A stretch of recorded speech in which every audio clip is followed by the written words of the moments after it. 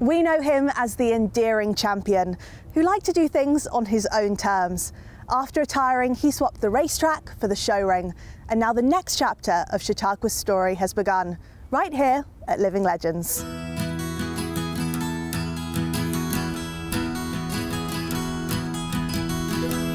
Chautauqua, he is just settled in so well. It's really quite surprising. He's a very kind horse, as you've seen.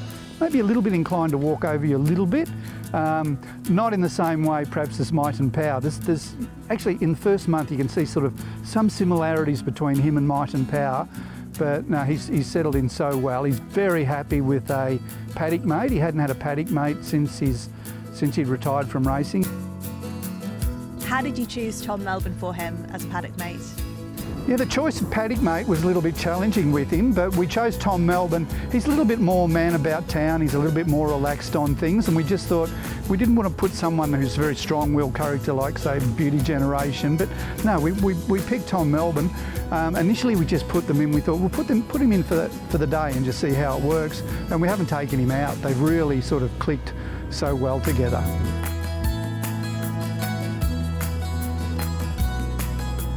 He's a happy horse, so he's being a horse really. Happy to have a run around, and I think we were talking earlier, he's a little bit like brothers, aren't they? They'll have a little niggle and then they want to hang around together. So no, he's settling in very well. Very popular obviously with all the visitors. He was looking for a paddock mate. You know, he'd stand down, we've got the little smaller paddock that we put them in when they first come, just to sort of let them settle in, have a look, a little bit of almost isolation type or quarantine type.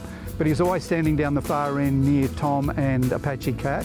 And then we've got the little mini ponies. We take them for a walk each day, and he would sort of walk along the fence with them. So he was very keen on having a buddy.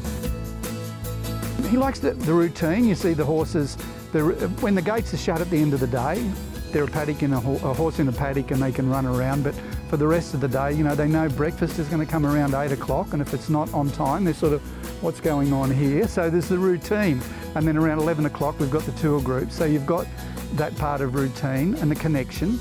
And for the racehorses, I think one of the other things is when they're in training, or even from the yearling days, they're in contact with people. There's connections, there's links.